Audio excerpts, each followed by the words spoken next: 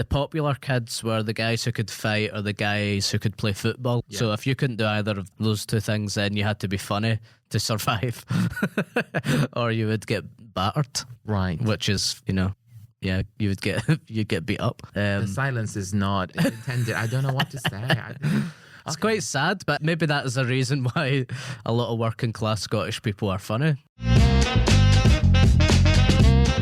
Welcome to Comedy with an Accent podcast. I'm your Taiwanese comedian, Quan Wen. I interview comedians who perform English stand-up comedy but who are not native English speakers, or they can have very distinct British regional accent. This podcast is all about comedy, about accent, about languages, and about the comedy technique. So stay tuned if you're interested.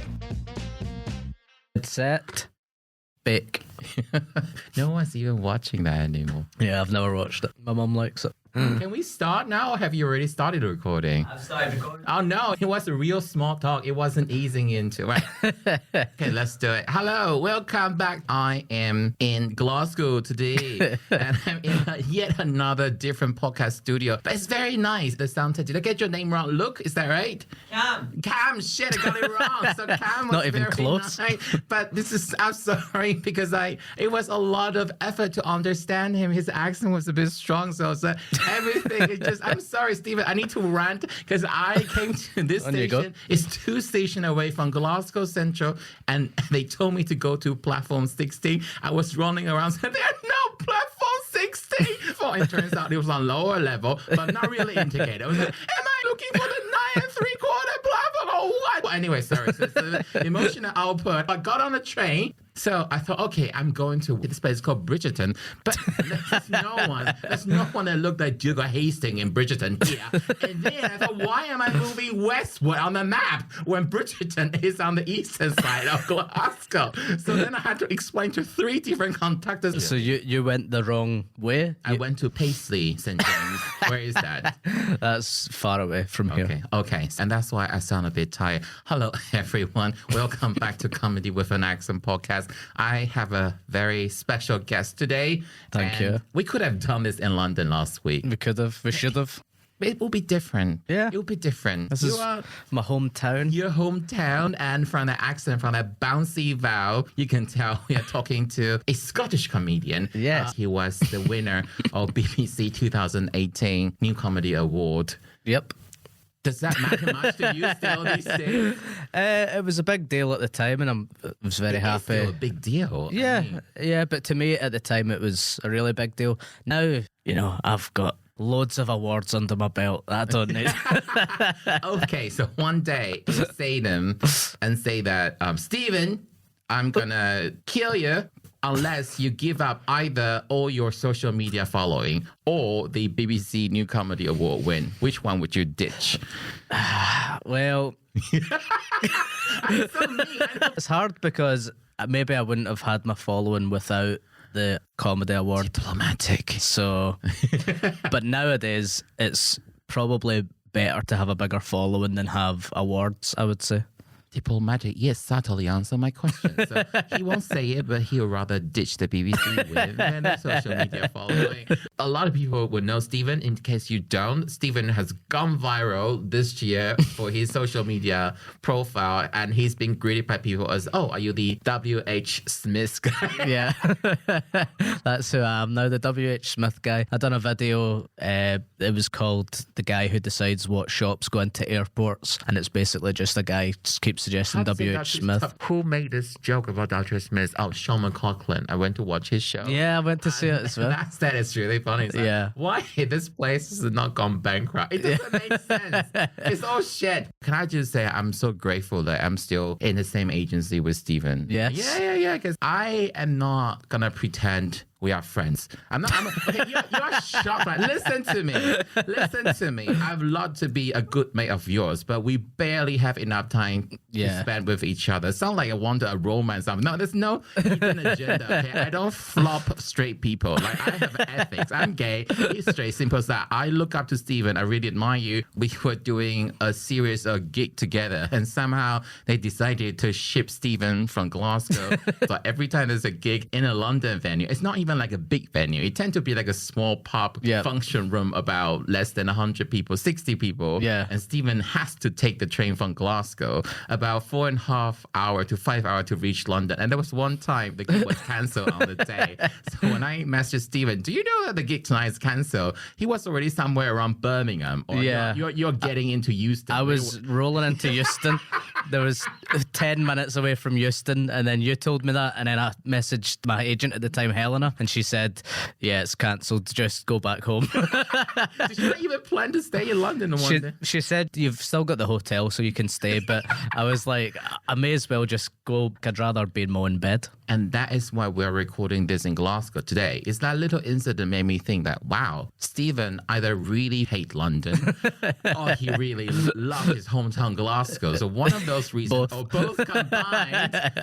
If I had to record this and make me stay in London for 2 more hours, do you know what I mean? Like if you come to London for a gig, either have to arrive earlier or leave later. So make you stay in London longer. Then I would feel a little bit irresponsible and disrespectful. I don't mind London. I quite like London. Don't mind. In Britishism means that, yeah, it's a bit nasty. You better not do that. So you always have to read between the line when you're talking to a British person, even though they be a more seemingly straight-talking Glaswegian. I don't mind London in general, but yeah, if I had to book a hotel to stay an extra day to record a podcast, I'd be like, no. No, I wouldn't do that. But you may have to go back in horrible rush hours, or you just miss like an optimal timing. Anyway, when you Glasgow, I'm gonna follow my usual structure with this question. Do you think you have an accent when you speak English, Stephen, Mr. Buchanan? I feel like I've got an accent when I do gigs in London. But do you realize how smart that is? So he kind of says seemingly yes, but he then suggests the problem is with you guys. Yeah. Yes. Maybe it's a self-conscious thing, but if I'm gigging in Glasgow and all the other comedians are Scottish, I'm not different from them on the lineup, so I don't have a unique selling point. In London, would only be the only Scottish person on the lineup. I like to immediately follow and agree with you. I just have to say factually, it's not true, because when he goes to Edinburgh, he doesn't sound like people from Edinburgh. That's right? true. Yeah. There's not one Scottish accent. There are so many different types of Scottish accents. That's true. That is true. Thanks for schooling me on my own accent. Also, even in Edinburgh, if you're from a shithole accent from Leeds, or it's a posh accent from Morningside, there's like not one Edinburgh accent. Like a rough accent maybe would be, like Leith, like Train Spotting. Have you ever seen the film Train Spotting? I haven't. I feel like I should. Or there's one of the, because of Netflix, there's so many things I promised I would watch, and I say to myself I should watch, but I haven't got the time to watch it. Yeah, it's great. Yet I shake hands with the Edinburgh Fringe improv group who does Transpotting shows. It's like, that was amazing, but I have no idea.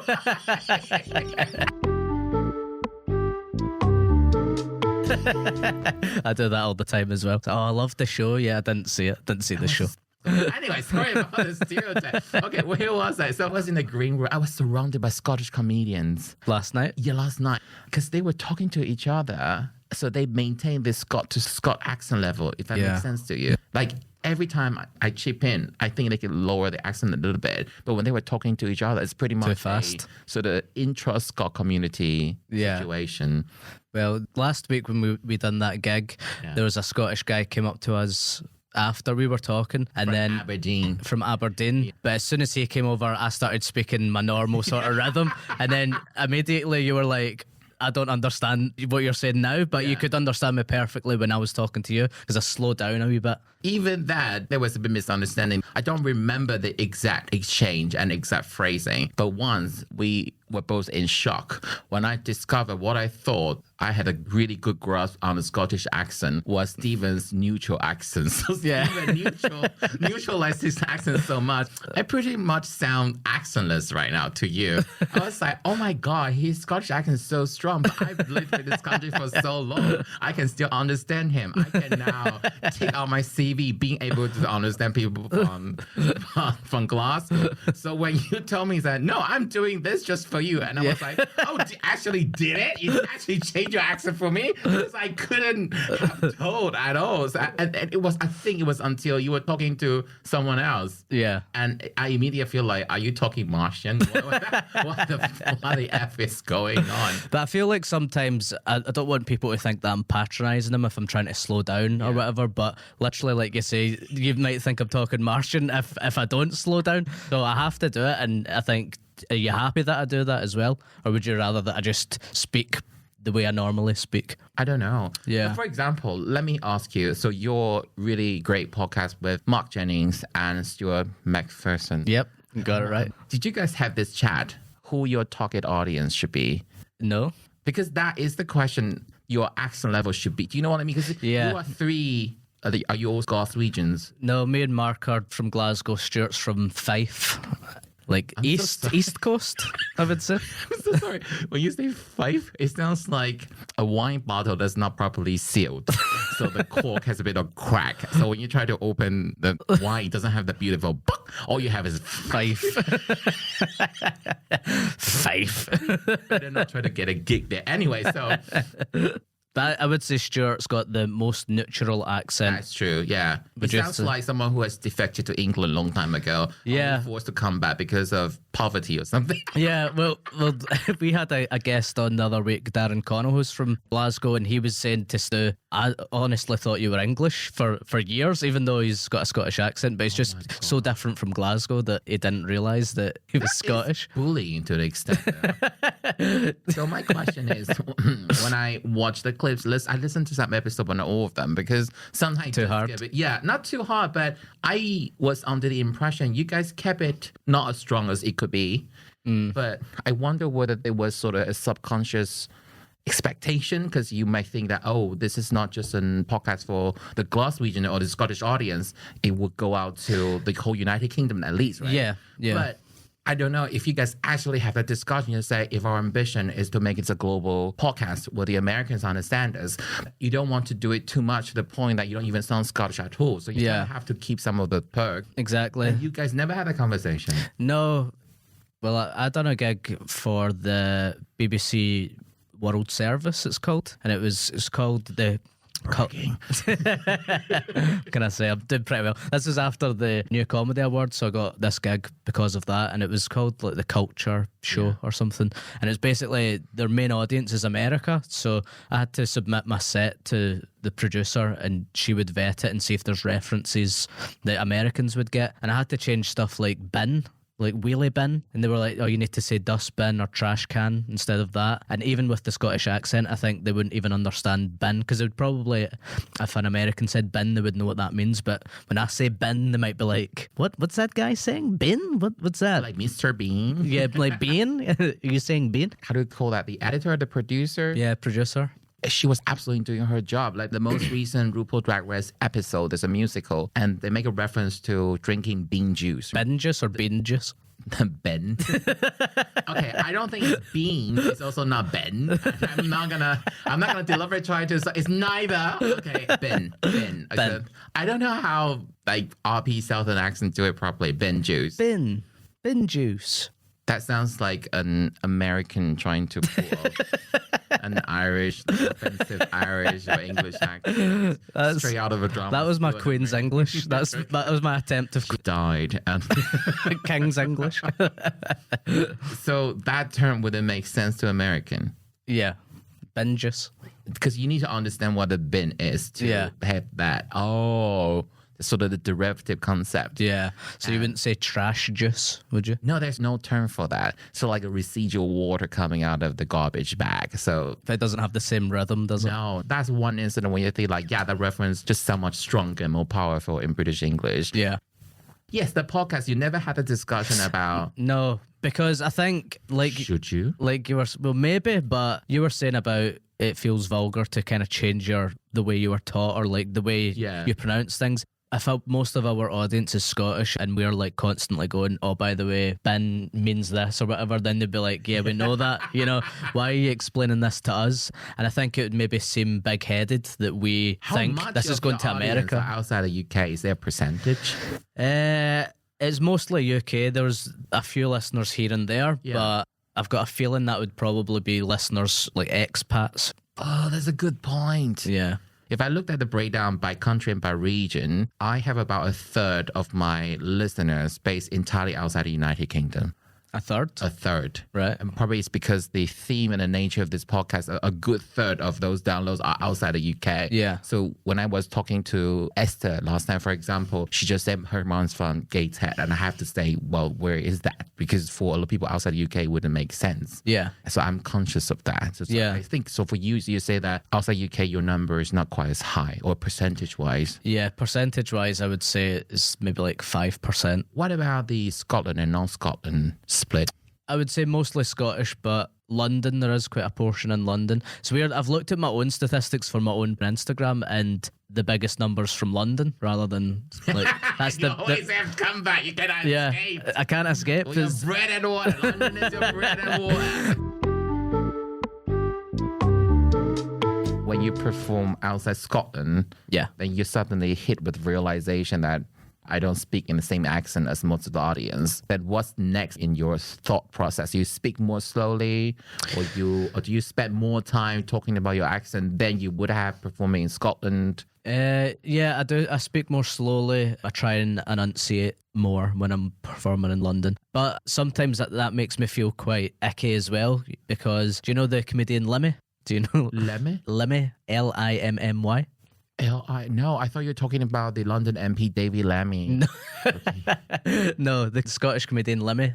No, you've never heard. Okay. So he's really big on Twitter and stuff. He had his own sketch show here, but he's really unapologetically Glaswegian. He won't change his accent for anything, and he's done book tours in London, Ireland, all that sort of stuff, and he doesn't change his accent wherever he goes, and I respect that in a way. That's where he's from. That's the way he grew up. People can either try and tune in, and then if they understand, great. But if they don't, then he doesn't really care. He adopts the policy of take it or leave it. Right? Yeah, Take exactly. me for what I am. Yeah, which I respect that, and I wish I could do that. I'm more self-conscious when I But go. why do you say you wish you could? Did you actually have, for example, like a discussion with Helena before, and she didn't say, Stephen, when you perform down south, you really should enunciate more? No. Or it's all just you? No, in me your is head? yeah. Psychologically, I'm thinking I need acceptance. So I'm like, if people don't understand me in the room, then they're not going to accept me, you know? So I need to try and... But that actually bugs you. This thing you decided to do actually make you slightly unhappy about performing outside Scotland. Not unhappy, but just self-conscious. Like, it's always in the back of my mind. So whenever I'm gigging in London, I'm like, oh, I need to slow down here. And I wish I could just go out and just talk the way I talk normally. So if I interpret correctly, if you have a gig in London in a rather prestigious, beautiful venue, fully seated, and you absolutely kill it on stage, but with the fact that you have to monitor your accent, make you enjoy it a little bit less. Like you used to think that if only I could have the same thing, but back home, I can completely be myself. Maybe a wee bit, but it probably works more if I'm having a bad gig and I'm like, well, I've just tried my hardest to Accommodate you guys. and you You're not still even don't like it. You bitches. Exactly, yeah. Even... You guys. I've just spoke so clearly and you still don't think it's funny. I thought you are one happy person. Yeah. Happy person. I didn't know you also have an inner saboteur. I don't actually go to a therapist. I don't know how to. You have to I don't know, talk to Stuart Goldsmith or RuPaul. They have a lot of knowledge about how to deal with your inner saboteur. But I think don't be consumed by that, please. no, I'm not consumed by it, but it's just a thing that kind of it's in the back of your head, you know. Do you ever have this discussion with fellow Scottish comedians about performing down south and having to adjust how you speak? Yeah, we mentioned Mark Jennings, who I do the podcast with. He has the same sort of feelings. I think it's maybe more of a working class versus upper class kind of thing. So if you go to the central London, like the boat shows, probably a lot of middle class people, guys in suits who've just finished work. I just feel like that's who I see. Like I see people in suits, central London, they'll have probably got money. And then that, if I'm from like Glasgow. Do you feel like you betray not only your culture but also your class? Is that a thing? No, I wouldn't say that, but it's like I was saying, it's more of a self-conscious thing. I sell out. So this is something that Mark said. I should point out that he thinks, you know, it's more of a working class versus middle class or upper class sort of thing, where you feel like you're trying to appease the upper class. Mark also said another thing, but it was like, he used to love watching Chris Rock, who's a great comedian. And then Chris Rock always had a thing where it would be like he could do his own stuff in front of like his own audience, like a Def Comedy Jam or whatever. If it's a predominantly black audience, he can go there and do his own thing. But if he's performing for white audiences, he needs to change certain things and all that. Feels like that for Scottish guys or Scottish comedians going into England and trying to change your references. To be cancelled. You just try to describe Scotland as a much wider part of UK experience to black people having to adjust their blackness. I don't know. That's just what Mark Jennings said. You're just throwing him under the bus. Scotland is only so big. You probably won't be able to fully survive just gigging in Scotland. You do have to come down south and perform to English. Yeah. And I feel like one of the things Scottish comic would do is to perfectly mimic a Southern English accent. And it feels really funny when you guys do that and you do the contrast. How do you feel about that? How do you feel having to perform to English audience? Yeah, I do enjoy gigging in London, and that is just like I mentioned, there's that wee bit in the back of your head that you have to change certain You're things. not fully yourself, like 100%. But when you get a good reaction from that audience, it does feel like acceptance in a way, which is a nice feeling. It's maybe also a not very helpful feeling because you're wanting acceptance. So, But don't we all? I know, but it's quite complicated because you're wanting acceptance as a comedian anyway. You want to make people laugh, but there's two forms of it. Is you want to make people laugh, and then you want the sort of upper class, posh, middle English people to accept you as who you are. My lord, something like that. Sort of downstairs, upstairs kind of scenario. Yeah, exactly. But I enjoy it. Like, I've not done a lot of gigs outside of London. I've done a few up north, and they've always been quite fun. Like in Newcastle, they feel it closer to Scotland than like London in terms of, personality or mentality or whatever. In what way? Like mentality, they have to prove themselves in front of the posh London centric folk, and a lot of like maybe the industry producers and all that are from London, and you want to prove to them that you can do a good job as well. So that's also a way, if you're doing well in front of a London audience, and you maybe go, oh well, that means I can do well in front of that producer and get on that show and do live at the Apollo, blah blah blah. Glasgow, a city, I would say is so important. The city has a particular character and maybe a sense of humor. It must come from the day-to-day. I think I watched a documentary about Billy Connolly, and I think he mentioned that he was trained when he was walking on a dock. Yeah. So all his banter with his mates, that's where his comedy energy comes from. Yeah. It's basically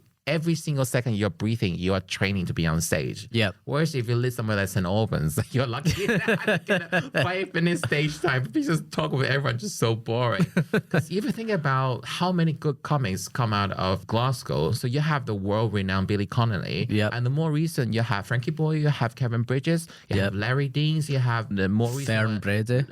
Fern Brady's not from Glasgow. I think. Oh, not Glasgow. No, she's from Bathgate. Sorry. Sorry. See, I know my facts. I thought you meant Scottish comedian. Glasgow, Sorry. specifically Glasgow. Right. Liam. Yeah, Liam Farrelly. You can say there's some core. Mark Jennings. I just try to avoid talking about it, and I'm not gonna give him this one because he took the Gong Show win from me. I barely know him. How do I even say hi to him next time I see him? I'll introduce you. See, at least Mark get an airtime. We're not even talking about Stuart. Anyway, I love Stuart as well. You have this long list of national treasure level of great comics, Stephen Buchanan included. Thank you. Yeah, and that's from the day-to-day. There's something about, maybe the water is polluted. There's something about the city. Something about the city that give the comics so much nutrition and energy. Yeah, like you were saying about the Billy Connolly thing. I think the Billy Connolly thing was like a working class thing, and that was maybe their escapism of this is all they've got. He's working down the shipyard with his mates, and they've got their banter going on and just joking around. But is it fair to say Glasgow prices out particularly on its working class character? Yeah, I would say so. The working class character of the city, how does it work? Why is it so important? Why does it make Glasgow so special? Well, I think the being funny and working class or whatever is maybe a survival thing. So that's all you've got. And the playground. If you're funny, I won't beat you. Is that? Yeah. Yeah. That is so sad. That is so that. Well, that's and we were talking about I would try So to. either learn to fight or be funny. Yeah, when I was in school, the popular kids were the guys who could fight or the guys who could play football. Yeah. So if you couldn't do either of those two things, then you had to be funny to survive, or you would get battered. Right. Which is, yeah, you'd get beat up. The silence is not intended. I don't know what to say. It's quite sad, but maybe that is the reason why a lot of working class Scottish people are funny. Right. Okay. It's a survival thing. Maybe that's a theory, but I'm still in shock. No, but yeah. I do want to mention the podcast. I made this analogy and I think it's brilliant. This Some Laughs podcast. By the way, that is really, I like that when comedians don't have too much a big ego. And you guys say that the podcast is called Some Laugh because we'll guarantee there will be some laugh, but it will not be so many laughs. Yeah. You just have to live with there it. might be some laughs. But this is very un-American as well, being self-deprecating, but still funny. American wouldn't say, dude, this is the best Yeah. podcast on the entire planet. We're going to be so funny. You're going to love it so much. Yeah. And this kind of thing doesn't really work here. Yeah, it's Especially not in Scotland, I think. Yeah. Just like, yeah, prick. Is that the... Yeah, I would say it's a British thing, but like more so a Scottish thing as well, where you don't want to be getting ahead of yourself. You don't want to say this is going to be good because if there's one person who says that's shite, then they'll. Can you explain that? Don't want to get ahead of yourself being a Scottish thing. How does it work? So I'd say the Scottish mentality is. Have you heard of like tall poppy syndrome? I don't actually know what you're talking about. Okay. The last word just pronounced. Tall poppy syndrome. Poppy like a flower. Yeah, so like... The poppy. Yeah. Okay. So tall poppy syndrome is like in the field of poppies, one gets big and then the other people around you want to chop down the tall poppy because it's getting ahead of itself. It's getting too big for the rest of the people. So don't get too big for your boots, basically. Be average. Be average like Yeah. the rest of us. Don't stand out. Don't stand out. Don't get ahead of yourself. Don't think you're bigger than the rest of us because you're not. That's the mentality of Scottish people, I would say. So how was that fested? How did that manifest?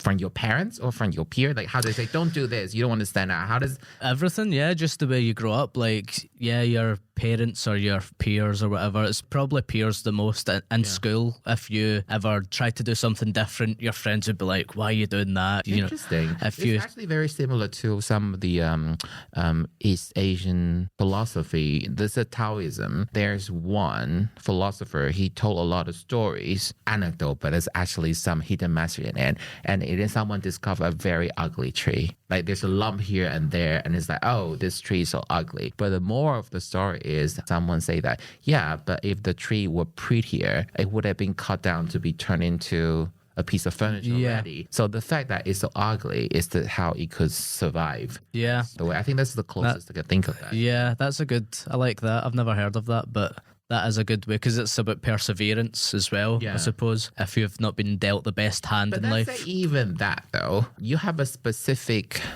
You try not to be an alpha on stage. I'm probably jumping too close to the comedy persona, I think, but I will just cut it later. You want to be a beta, but you don't want to be a full loser on stage. I don't know whether you thought about it or it's just who you are. You just translate that on stage. So this is my set specifically. Yeah, and when I think about, I'm always going to reference to the podcast trio because you want one for all for one, right? Okay, so I don't think Mark has quite the same stage persona as you. No. Mark wants to be the one that looks like he shines. The alpha. So the top poppy, the thing doesn't really fully apply to him. Like when you're talking about it, it makes sense to me, but not to the two peer in your podcast group because they are the shining, beautiful boy. And that's why, this is what I want to say. Cam, please judge me whether this is a good analogy, right? Okay. Oh, you probably don't even know that podcast. I think you three sitting together look so much like the Sunny podcast.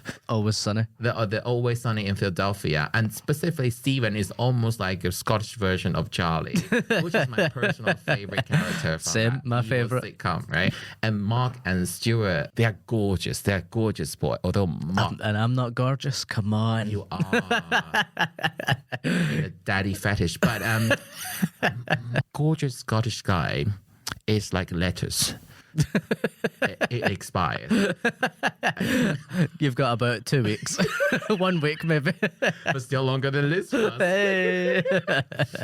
So you don't mind being the Charlie? Yeah, I love Charlie. A lot of men would. Yeah, he's the funny Or is it because you think Charlie is actually always the funniest? And for me, being funny is more important. Yeah, I would say so. That was my mentality throughout school. I knew I wasn't like the tall, good-looking guy, so I'd have to be the funny guy in school. But I think you were saying that tall poppy thing doesn't apply to like people like Mark if he's the alpha. I think it still does to an extent. Maybe not as much, but it's still in the Scottish mentality. If you get ahead of yourself in any way, if Jennings was like, oh, I'm going to be a stand-up comedian, people would still go, oh, so you think you're funny, do you? Or, you know, so it's like there's still that thing there. Even if he is the alpha, there's still like... So you're saying that if he had been born elsewhere, like in the States, if he was born in America, or he'll be unbearable.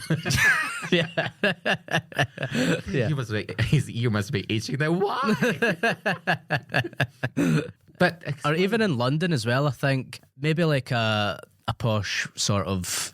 If he were born into an Islington family, went to a private school, Eton, if he went to like, and then joined the Cambridge foot, like, oh my God, can you imagine? Those people still have the ego and stuff. I would say maybe tall poppy syndrome applies to only maybe more working class people, or like Scotland as a whole. I would say even posh Scottish people or alphas still have this. I think like even the posh Scottish people, they are quite discreet and not kind of understated. They are not that, how to say that, crass. They are not that sort of brash about it. Posh Scottish people are English, basically. I agree. I just described yesterday, I was comparing to the Scottish comedy I was talking to. I feel like people in Edinburgh do you watch Star Trek? No. Okay, so in Star Trek universe, there's a Scottish guy in that. Simon, who plays Simon Pegg, I think. That's quite recent. I'm talking about the old ones, Jean-Luc Picard era. Right. So there's an alien race called the Borg. And what they do is they put in little microchips and they will assimilate every single living species they conquered and steal their technology. And at some point, the lead character, the captain Jean-Luc Picard, played by Patrick Stewart, he was half assimilated, turned into a Borg, sort of cyber Borg. Right. But he wasn't fully assimilated. Right. So I feel like that's people from Edinburgh. So I know it's a very long setup. Did you like the punch? Yeah.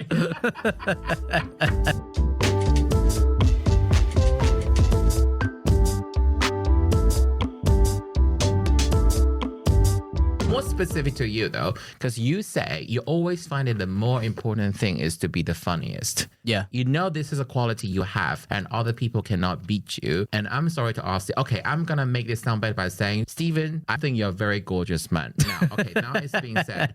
Thank you. Do you think that way of thinking has to do with your height? Yeah. Because you joke about your height, you joke about being shorter man on stage. And it was really, really funny. But when I listened to that bit, I just thought, is he fully at peace with that? Or he just... I am now. You're now. But see, when I started doing that, I felt self-conscious about it. So that's quite an old joke from maybe, say, like 2017 or 18. And that, at the time, was quite a self-conscious thing for me. I was worried about how people would perceive me. And would they think it was weird when I walk on stage that I was shorter? I don't even think people would even make the connection, but I felt like that's what they would maybe be thinking. So I felt like I had to get it out first, and that would be my opening joke. I'm a small man, blah, blah, blah. But now I'm not that bothered about it. Probably because I'm in a relationship. We live together and I'm like happy now. But you're saying that your self-evaluation of your physical attractiveness when you were much younger determined your way of thinking, and that sort of extended from your private life onto the comedy. And I'm being nitpicking, but do you see where I'm coming from? Yeah. Because you're very comfortable, but I don't think you settle for a beta persona, try to be the funniest on stage is an accident. There's a thought pattern behind it. Yeah. And I think it has to do with the fact that whether you were bullied or not, it may not be full bullying, but I assume your friend would just every now and then joke about your height. Yeah, you're a little guy, right? Yeah. So it either was your defense mechanism, say, no, I'm gonna own it. I'm gonna own it. I'm gonna determine how you look at my height, and I'm the one that's gonna decide how this should become a joke. If it's gonna become a joke, I want it to be on my terms, basically. Yeah, that's exactly it. It was ownership of it, because that was the main thing that they had against me. So if I've got ownership of it and I go myself first, I say it, then whatever they've got to say can't hurt, because I've already said the it. next question, please don't be offended. I hope it doesn't come the wrong way. How did you not become an incel? Very close. I was very close. Yeah. Okay, let me explain. I was on the cusp of it. No, let me explain. Your comedy, you have a really good mixture of, if people don't look deep into it, they just think you're being someone very daft Yeah. on stage. But actually, when you do more jokes, you're very intelligent. But you don't mind being seen as the silly guy. Yeah. You don't want to brag about your intelligence. You're a very smart guy. You can write good jokes, but you don't mind being the daft one. Yeah. And so when you look at your stuff, you talk about a story that happened to you. A lot of jokes come from the subtlety, absurdity of your life, and a lot of them are observational. And these days, a lot of comedians, especially younger male, like to be very opinionated, have their view, have their opinion on something. Yeah. Some of them would be your physique. Yeah. And sometimes we wonder whether some of those very strong opinion to deliberately attack women, for example, comes from the fact they were kind of rejected. So they Yeah. wanted to, do you see where my question's coming from? Yeah. Yeah. Is it because it's just not the kind of comedy you personally appreciate, or you've never been led to that kind of, I'd say, dark place? Or Yeah. sorry, I can't even phrase the question really well, but I just want to say that from your circumstances and how you come to where you are right now, that couldn't be a detour or sort of diversion to lead to a very strong, opinionated kind of comedy, but it didn't happen. Yeah, because probably in a way I don't have strong opinions. To be honest, like I've got opinions on things, but also I'm more lazy than anything else about it. Like I'm like quite like Charlie and from Always Sunny, so I'm very lazy and I would rather an easier life. So even if I did have opinions, I would be like, I can't be bothered saying these in case it gets taken the wrong way or whatever. Okay. You know, but also I don't really care that much about certain things. I think it's funnier to talk about like old El Paso fajita kits, stupid mundane things. I find that funnier than talking about like maybe politics or the differences between the gender identity politics or whatever. And I think that is important to certain people and they're good at it, but I don't, you know, it's not me. I don't have strong opinions on certain So you're things. saying that in your life, when you're just living your life and something really cracks you up, more often than not is one of those moments that this fajita thing doesn't even make sense. Yeah. It's a little weird point like that. Instead of, let's say, a politically absurd scenario being played on TV, you say, I get it, but I don't really care that much about it. Yeah. I think it's Yeah. doesn't even come with how dare you call yourself fajita? Yeah. So that's where your natural sense of humor Yep. veers you towards, and that's why you've gone down this. Yeah, I think so. And you mentioned the incel thing, and I think it is so easy for someone to, like a beta male or whatever, to turn into an incel. I just think about the kind of danger I even dare to suggest the questions. First, it's like, I reaffirm, yeah, you're kind of beta male. Why didn't you turn into an incel? The level of insult in this podcast. Ooh, I need to take some etiquette lesson. No, I think it's a valid question because I don't try and be an alpha on stage either. And like you say, it was interesting that you said that I've got the sort of beta male energy on stage, but also more daft rather than the sort of incel way. And I'm glad that that comes across because I don't want to go that far into it. It's like a scale, isn't it? Yeah. From alpha, then beta, and then you can go off the scale into like incel. Yeah, the spectrum. You're definitely not an absolute loser. You're funny like Charlie. You were definitely way above Charlie on that spectrum. Low stakes, yeah. It's that's what I want to go for, like low stakes, because I think especially we're talking about being in Scotland, tall poppy syndrome and all that stuff. If you come on stage with bravado and being an alpha, you've got to back it up. Basically, people will, in the audience, you can see people crossing their arms and going, oh, who does this guy think he is? He thinks he's, Mr. Big Stuff. You think he's the big guy. But if you go on and say, oh, look, I'm just a daft wee guy, they'll go, oh, that's quite funny. Once you were almost insulted by me when I say, Stephen, that's set. Okay, we have to give the context. It's about Frankie and Benny. Frankie and Benny's. Okay, so there is a restaurant chain in the UK called Frankie and Benny. Yeah. And It's like an Italian-American yeah, it's not an diner. Italian restaurant. It's an Italian-American diner restaurant. And you can just imagine how bad it is. And also it's changed.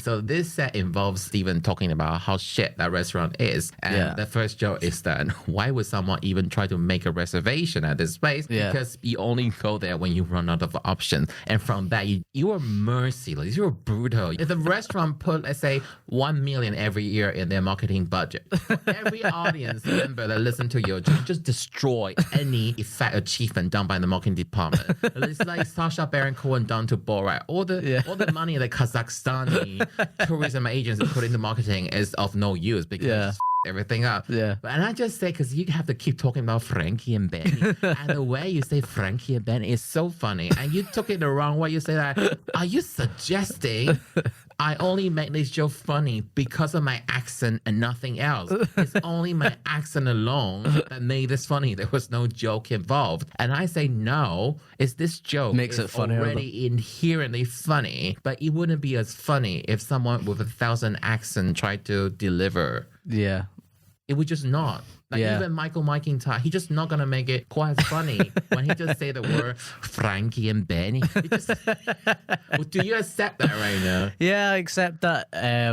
But it's just, I think it's funny when English people come up to me like and say, it's usually the old El Paso joke that I do, the fajita kits.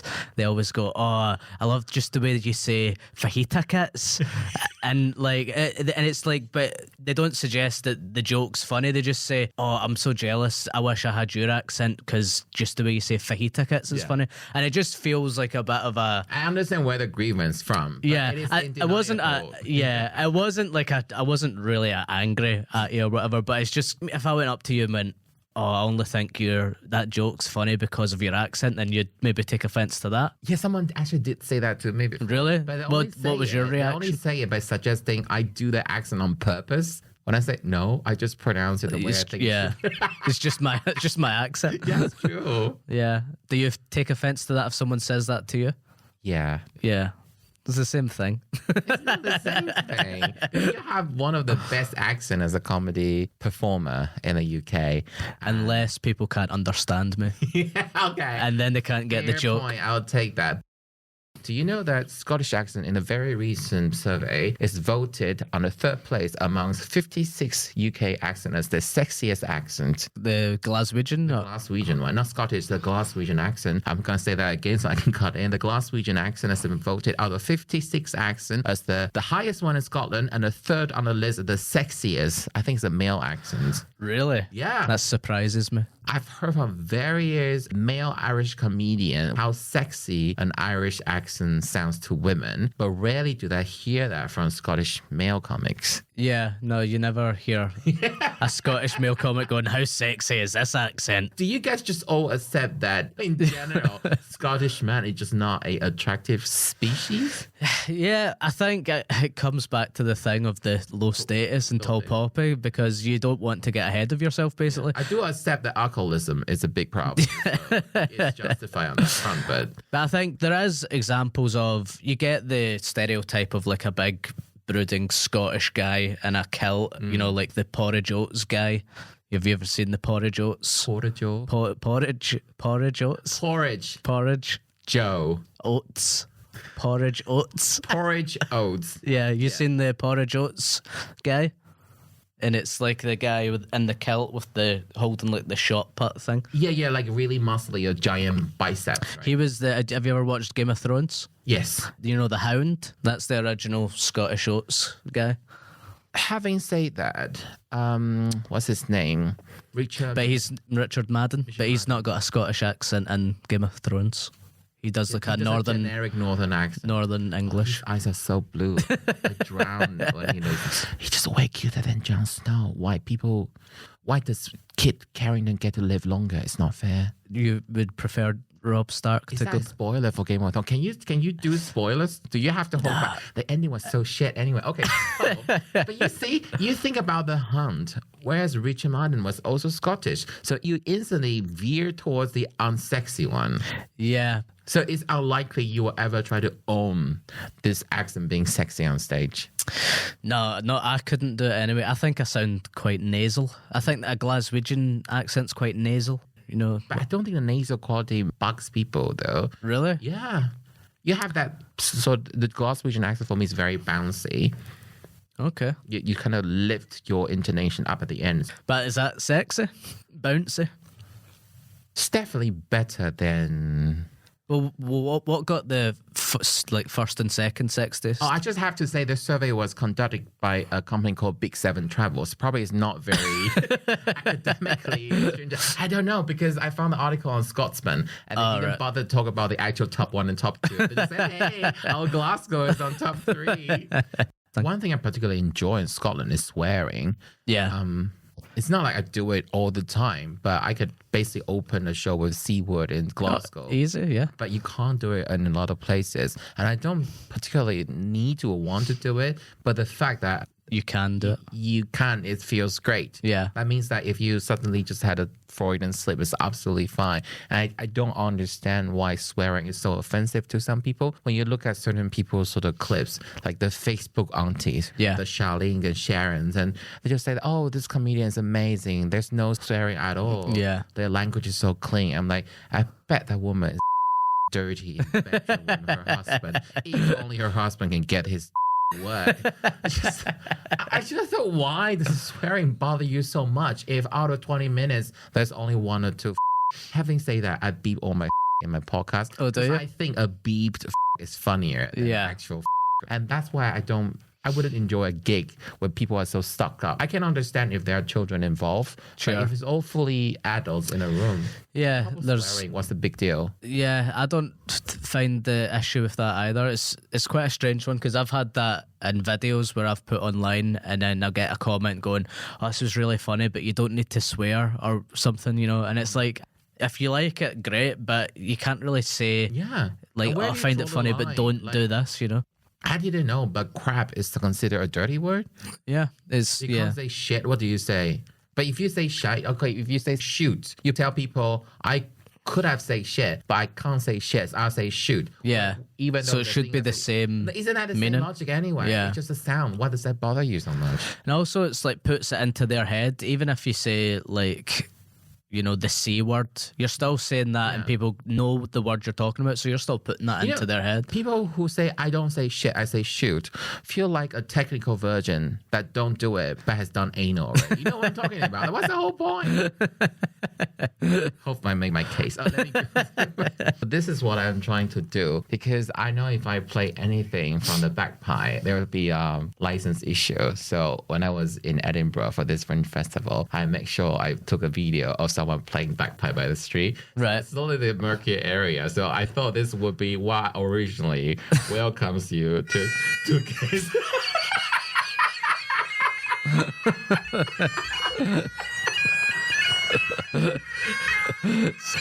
So did you depending on the sound quality, this actual bit might go in, or I would actually take the sound from it. But this was what I had in mind because I was so disoriented looking for the platform 16. I forgot to get this music. I thought, I'm sorry, because we talk so much about the very serious stuff. Yeah. Just do something a bit dark. Yeah, that's funny.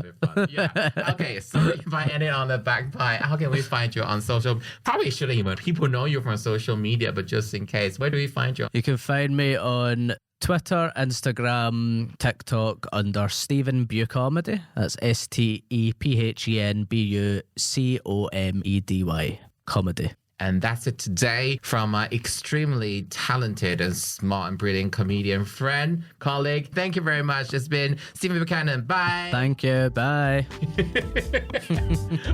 Sorry about the bagpipe. That's funny.